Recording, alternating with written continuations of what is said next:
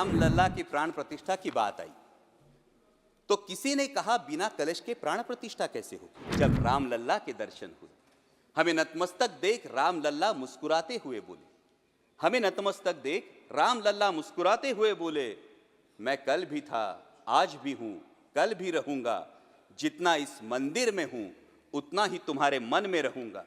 लेकिन याद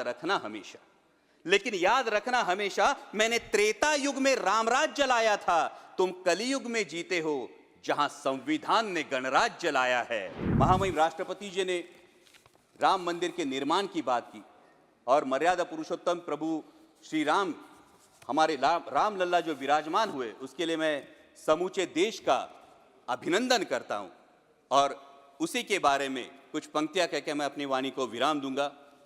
अध्यक्ष महोदय, जब राम लल्ला की प्राण प्रतिष्ठा की बात आई तो किसी ने कहा बिना कलश के प्राण प्रतिष्ठा कैसे होगी। किसी ने कहा बिना कलश के प्राण प्रतिष्ठा कैसे होगी। किसी ने कहा जब चुनाव ही प्राण हो तो सोचो कौन सी प्रतिष्ठा दांव पे लगी होगी।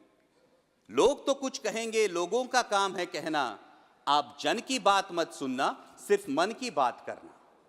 फिर भी खुश थे हम 500 साल का सपना जो पूरा हो रहा था, हमारे अंदर का हिंदू भी पूरी तरह से जाग गया था। तो चल पड़े अयोध्या की ओर राम लल्ला की दर्शन की आस लगाए। चल पड़े अयोध्या की ओर राम लल्ला के दर्शन की आस लगाए। जो सामने नजारा देखा वो देखकर दंग रह गए। वो 3 मंजिले, 400 खंबे, 32 सीढ़ियां, जय श्री राम का नारा लगाते हुए हम सीढ़ियां चढ़ने लगे। राम लल्ला से क्या गुहार लगाए ये सोचने लगे।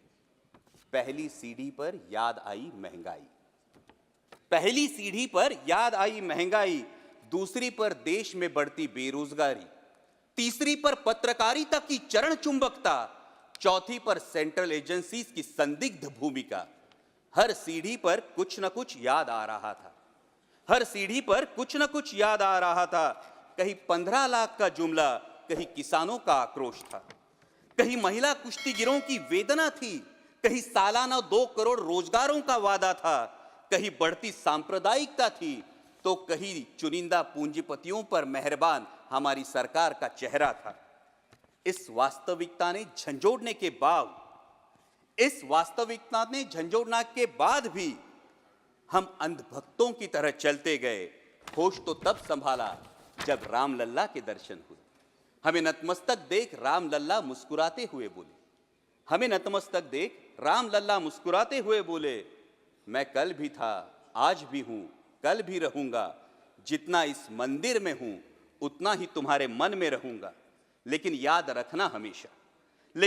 रखना हमेशा मैंने त्रेता युग में रामराज जलाया था, तुम कलयुग में जीते हो जहां संविधान ने गणराज जलाया है। धर्म समाज का किनारा जरूर है, लेकिन देश एक बहती धारा है। किनारे को धारा के बीच में लाया तो प्रवाह अड़ जाता है, प्रगति के पथ से हट जाता है। इसलिए धर्म का ठेकेदार नहीं, पहरेदार बनना चाहिए। तुम रहो न रहो, वो रहे न रहे, ये देश रहना चाहिए, देश का संविधान रहना चाहिए, देश का लोकतंत्र रहना चाहिए, ये देश रहना चाहिए। जय हिंद, धन्यवाद।